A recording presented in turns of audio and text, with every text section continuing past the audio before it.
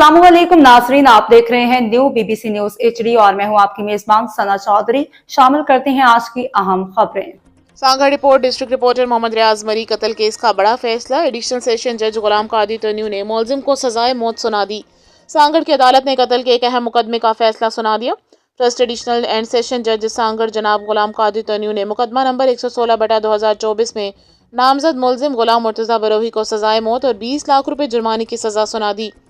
ये मुकदमा ताज़ियात पाकिस्तान की दिफात 504, 337, 302, 337 FIAI और 34 के तहत पुलिस स्टेशन सांगड़ में दर्ज किया गया था। मुकदमे की भरपूर और मौसर पैरवी सरकारी वकील जमालुद्दीन बलादी एडवोकेट ने की, जिन्होंने ठोस शवाहिद और मजबूत दलाइल के जरिए इस्तगासा का मुकदमा कामयाबी से साबित किया। अदालती फैसले को कानूनी हलकों और शहरी की जानिब से इंसाफ की फतह करार दिया जा रहा है, जबकि इस फैसले से जराइम के खिलाफ सख्त पैगाम भी मिला है।